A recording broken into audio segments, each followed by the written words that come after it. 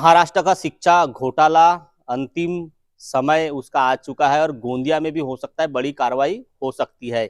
और आप देख रहे हो न्यूज प्रभात मीडिया और मैं हूं आपके साथ महेंद्र लिल्लारे। इसके पहले हमने शिक्षा घोटाला की खबर दिखाए थे कि नागपुर में उल्लास नरर जो है उप संचालक उनको जो है गिरफ्तार किए गए थे। उसी तरह जो उनके 7 से 8 कर्मचारी वर्ग और एक स्कूल के संस्थापक और एक स्कूल के एक शिक्षक को भी नागपुर पुलिस ने गिरफ्तार की गई थी। हमने ये भी कहा था कि उल्लास नरर 2015-16 से यहाँ पे 3 साल जो है कार्यरत थे गोंदिया जिला परिषद शिक्षण विभाग में।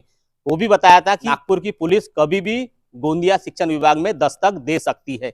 आज जो है नागपुर की पुलिस ने गोंदिया के शिक्षण विभाग में दस्तक दी है। हो सकता है कुछ जरूरी कागज पत्र यहाँ के शिक्षण अधिकारी से मांगे होंगे और यहाँ से जो है 8 बजे अभी जो है नागपुर की पुलिस दस्तावेज लेकर रवाना हुई है। अब नागपुर की पुलिस वो दस्तावेज से क्या जांच पड़ताल करती है, क्या छानबीन करती है। उल्लास नरर का जो कार्यकाल था यहाँ पे, हो सकता है उस समय भी यहाँ पे स्कूल शिक्षा भर्ती में कई भ्रष्टाचार हुआ होगा, तो वो भी जो है शिक्षकों के ऊपर सूली मंड और जो है स्कूल संस्थापक के ऊपर भी जो है सूली चढ़ती दिखाई दे रही है। उसी तरह यहाँ के जो समाज सेवक है गोंदिया के, उन्होंने जो शिकायत की थी कि गोंदिया में भी इस प्रकार का भ्रष्टाचार हुआ था, मतलब पूरे महाराष्ट्र में इस प्रकार का भ्रष्टाचार को अंजाम दिया होगा। तो यहाँ के जो समाज सेवक है यशवंत भाऊ मानकर, उन्होंने भी शिकायत की थी। आइए जानेंगे उन्होंने शिकायत की तो उनकी कार्रवाई कहाँ तक पहुंची है और नागपुर की पुलिस आई थी आज, उनको क्या जानकारी है।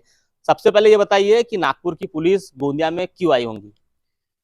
ये जो शिक्षा भर्ती घोटाला है, यह मध्य प्रदेश व्यापम घोटाला और बिहार यहाँ का शिक्षाकर्मी घोटाला इससे भी बड़ा घोटाला है और इसकी जड़ें गोंदिया जिले में मजबूत है। जो भ्रष्टाचार हुआ शिक्षा कर्मियों का भर्ती का, वो उसकी जांच पड़ताल अभी शुरू है और उसके जांच पड़ताल हेतु आज DCP-2 के नागपुर के जोन के सभी अधिकारी जिला परिषद गोंदिया में माध्यमिक विभाग में आए थे। उन्होंने जांच पड़ताल की और उसमें बहुत सारे ऐसे कुछ तथ्य मिले जिसमें अन्य खाजगी जो संस्थाएं है, निजी संस्थाएं है, उनमें अनेक जगहों पर कुछ शिक्षा कर्मियों की जो भर्ती हुई है वो बोगस हुई है, बनावट पत्र के आधार पर हुई है, मंत्रालय के बनावट पत्र के आधार पर हुई है। उसकी जांच पड़ताल उन्होंने किए है और उस आधार पर जरूर यहाँ पर कार्रवाई होगी। आज वो पथक आके गया है। निश्चित तौर पर अच्छे परिणाम शिक्षा क्षेत्र में इस माध्यम से आएंगे और जिन व्हाइट कॉलर शिक्षा संस्था चालकों ने ब्लैक मनी कमाया है उनका पर्दाफाश होगा। यह कार्रवाई निश्चित होने वाली है। अभी पथक आके गया है और लंबी कार्रवाई होने वाली है। यहाँ जिला परिषद में जो कर्मचारी अधिकारी है उनकी मिलीभगत से संस्था चालकों ने जो बंटरभाट किया है और शिक्षा कर्मियों की भर्ती की है, उसका पर्दाफाश होने वाला है। यह जब भी महाराष्ट्र में या कोई भी राज्य में भ्रष्टाचार होता है तो 100 करोड़ के ऊपर का अगर भ्रष्टाचार होता है तो ईडी भी दखल लेती है। तो बताया जा रहा है कि जो शिक्षा घोटाला है वो 100 करोड़ के ऊपर का ही घोटाला नजर आया, इसीलिए ईडी ने भी उसकी फाइल मंगाई है और ईडी ने भी दस्तावेज मंगाए। अब ईडी किस तरह कार्रवाई करती है, शिक्षा विभाग में कितने शिक्षण अधिकारी, स्कूल के जो शिक्षक है, स्कूल के संस्थापक है, वो भी उनके ऊपर भी किस प्रकार की कार्रवाई करते हैं, वो भी देखने वाली बात होगी। अच्छा ये बताओ, ये ईडी तक क्यों गया मामला। अन्य संस्थाओं में जो भ्रष्टाचार है वो काफी हद तक बढ़ा हुआ है। हमने मुख्यमंत्री महाराष्ट्र के देवेंद्र जी फडणवीस से मांग की थी कि इस प्रकरण की निष्पक्ष जांच हो और उस हेतु ईडी की मार्फत या फिर न्यायालय के द्वारा इसकी जांच होना चाहिए, जिसके माध्यम से इस जांच पड़ताल में किसी दबाव तंत्र का कोई भी उपयोग नहीं होना चाहिए। और DCP-2 ने अपने माध्यम से जो कार्रवाई की है वो काबिले तारीफ है। हम चाहते हैं कि ये महाराष्ट्र का जो शिक्षा भर्ती घोटाला है इसकी जांच ईडी के मार्फत हो और न्यायालय के द्वारा हो, ताकि कोई भी अपराधी छूट ना सके। इसलिए हमारी मुख्यमंत्री महोदय से निवेदन है कि ये महाराष्ट्र का सबसे बड़ा घोटाला जो है इसकी जांच ईडी या फिर न्यायालय के न्यायाधीश के द्वारा होना चाहिए, ऐसी मांग है हमारी। और ईडी ने भी इसकी दखल ली है।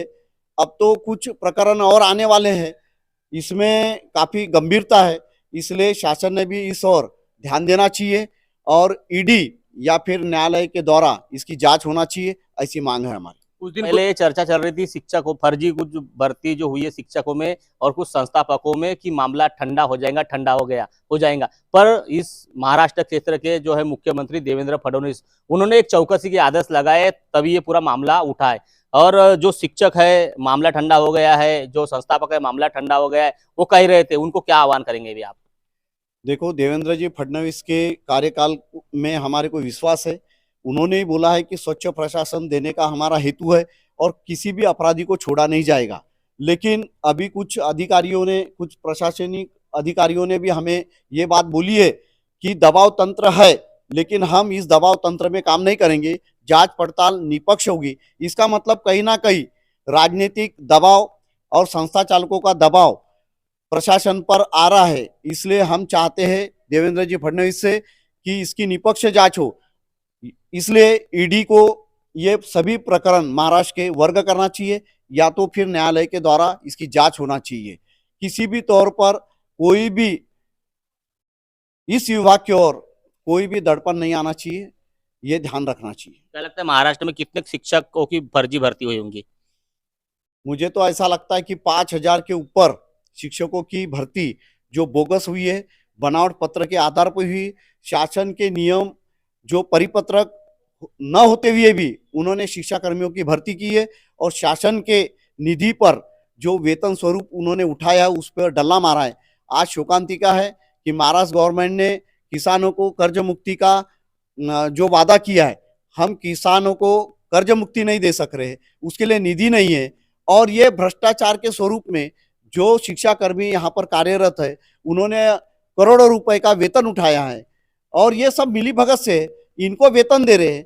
और जो बड़ी राजा है उसको आज कर्ज मुक्ति के लिए प्रतीक्षा करना पड़ रहा है। इस ओर शासन ने ध्यान देना चाहिए कि ऐसी बोगस जो भर्ती के द्वारा जो शिक्षाकर्मी कार्यरत है उनको कार्यमुक्त किया जाए और जिन संस्थाओं ने बोगस भर्ती की है उनके ऊपर फौजदारी कार्रवाई होना चाहिए। तो देखिए किस प्रकार का जो है शिक्षा घोटाला है, शिक्षा नहीं पूरा महा घोटाला नजर आते दिख रहा है। मतलब 5,000 महाराष्ट्र में शिक्षा भर्ती फर्जी हुई है, ऐसा इनका कहना है। हो सकता है 20-20, 30-30 लाख रुपए की जो वसूली की गई, ये भी बात सत्य हो सकती है, क्योंकि जो चर्चा शुरू है एक शिक्षकों ने 30-30, 40-40 लाख रुपए जो है नियुक्ति के समय दिए गए हैं। इसीलिए कहीं ना कहीं ईडी ने भी जो है इसकी यादी मंगाई है। अब ईडी किस प्रकार की कार्रवाई करती है, कितने संस्थापक इस गिरफ्त में आते हैं, कितने शिक्षक फर्जी जो है वो गिरफ्त में आते हैं और किस प्रकार की कार्रवाई होती है, ये भी दिखाने का प्रयास करेंगे। आने वाले दिन में जो भी अपडेट आएंगी, इसमें जो भी नया खुलासा होगा, जो भी नए गिरफ्तार होंगे, जो भी इस मामले में तय तक जाने की कोशिश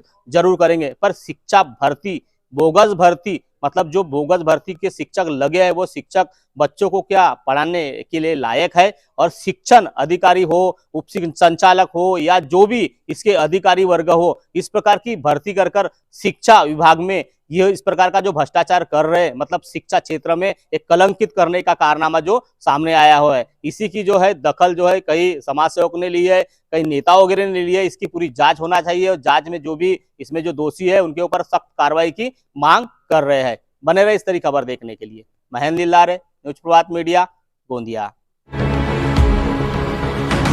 अब आपकी समस्या तूफान की तरह सरकार तक। न्यूज प्रभात मीडिया, न्यूज प्रभात मीडिया।